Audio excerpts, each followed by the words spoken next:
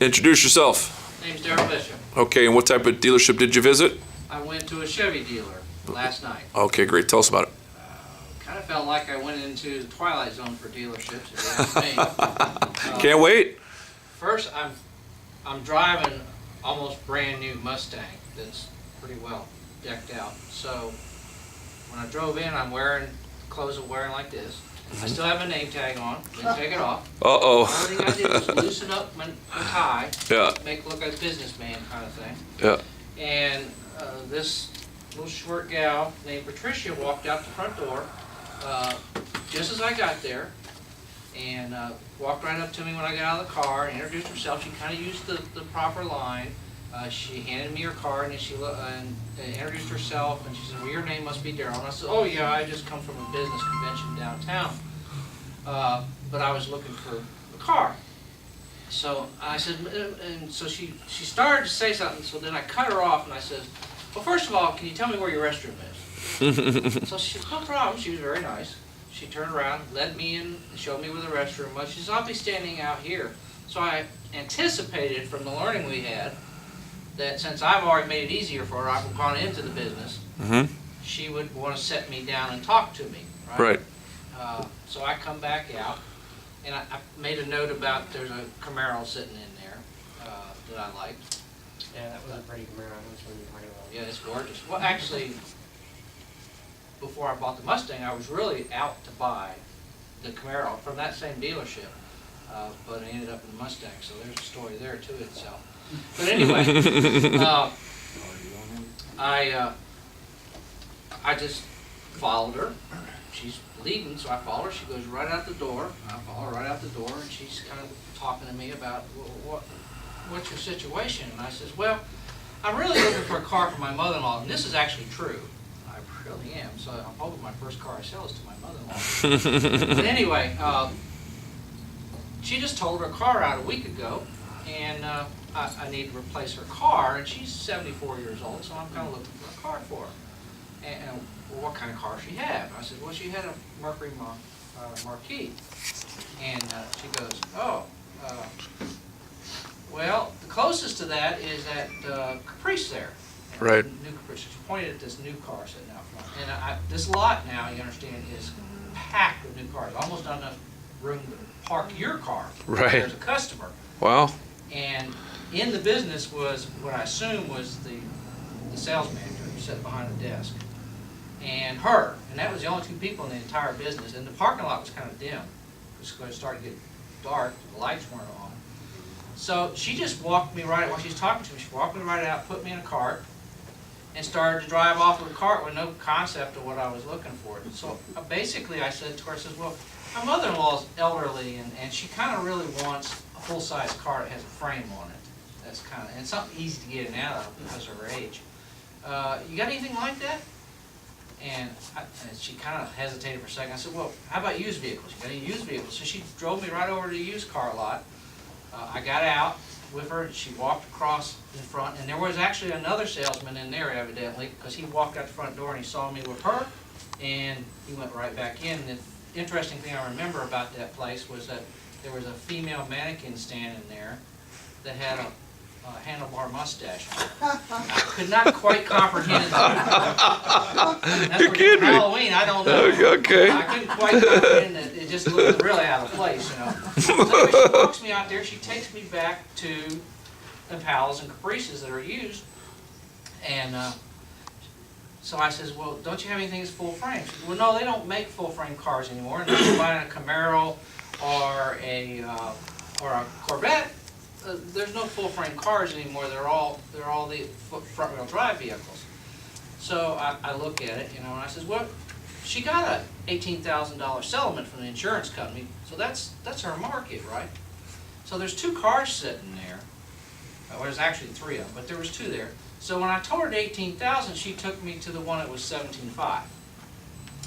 And she opened it up. It was unlocked. So she opened it up. She didn't tell me a whole lot about it. She just says, well, the doors are a little more open in this model here. It makes it easier to get in and out. That was the point. And then I stuck my head in there and I looked around the car. It was cloth interior, and it obviously had been a smoker car.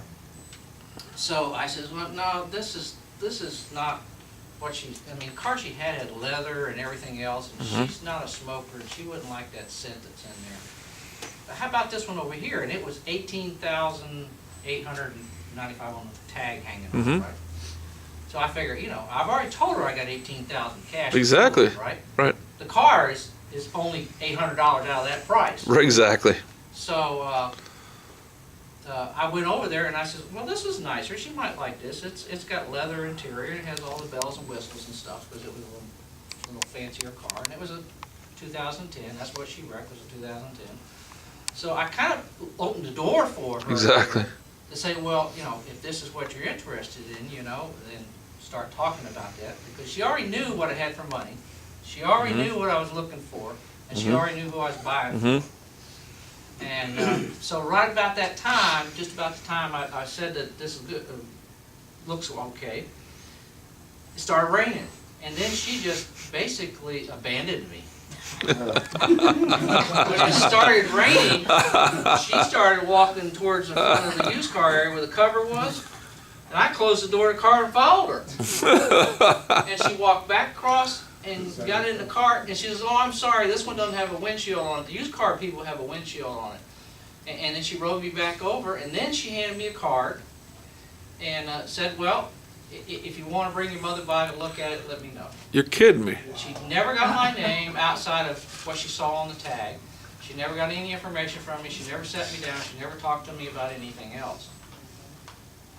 I thought it was going to, because when she first walked out, being a small, older person that she was, I expected her to greet me and overcome that, what would be a normal perceptive deficiency of her being small and older and a woman. Right. She came on really good, and her handshake was firm. Right. After that, she just kind of went away. Right. So I really got nothing more out of her. Right. And you came in, like you said, with the buying signal. This car seems like it's going to work. It's in the price range. I mean, it seems like it's the perfect car. At least I want to get your information, your name, number, maybe some information, maybe even your mother's name and phone number and et cetera. When set an appointment, maybe allow you to show her the vehicle. A lot of different scenarios could play out from here. I actually put her in a position where she could have made 2 car sales if she'd done it right. Because obviously I've already told you I really wanted a Camaro to start with. And even though my car was fairly new, I looked like a businessman. I looked like I had some finances to me. Right. So when I walked by the Camaro, I noticed there was a new, it looked like a new Camaro on the used car lot. I said, well, you already got Camaros on the used car lot. Well, yeah, I like that one. That's pretty. I said, I've always wanted a Camaro. I really am not happy with that Mustang. I'd rather have the Camaro. That's originally what I wanted. Wow. And she didn't say anything about it. She just kept on going and got it. Amazing. So I threw that carrot out to her too, where it looked like not only could she try to sell to my mother-in-law, she could sell me too. But you know, that does happen. People come in, and then if you're around a bunch of new cars, hey, look, instinctively, what are you going to do? Get a little excited? Think about your own driving situation that needs to be improved? Because whose driving situations can be improved? Everybody's. So, wow, what would you have done differently? Just about everything outside of the initial greet. Everything went wrong. Yeah. She didn't really seem like she was interested in selling a car, which her attitude and I assume the sales manager also, because I walked right past him when I went to the restroom. She led me to the restroom. He did say, good afternoon. That's all he said. Yeah. The place looked like it was dead. There was no employees. Good afternoon. Thanks for being here. Yeah, it was kind of like, you know, I almost felt like, we're closed. Can you leave? And I know they don't close for another 2.5, 3 hours. Wow. So, huh? 6:30. Wow, amazing. 6:30. Amazing. And they're open until 9, I believe. Yeah. And I'm sure they probably, between 6:30 and 9, I'm sure they didn't sell too many cars. And now, after hearing your story, now I know why they got so many cars in the parking Oh, the lot. lot's full. Yeah. Do you think they would have some more empty parking spots had they picked up on some buying signals and some carrots that you're dangling out there? They might potentially have 2 less parking spots, right? Right, exactly. So, all right. Well, you learned, obviously, from... You probably didn't realize it'd be that bad out there, huh? No, I didn't think so. Okay. I figured I'd be able to play this out a little farther and go farther into the interview. Probably process. disappointed that you didn't get to. Well, I didn't. Yeah. I mean, Yeah. outside of being polite and showing me where the restroom was, which I didn't have to go to the restroom, I used it as a thing to get in the building.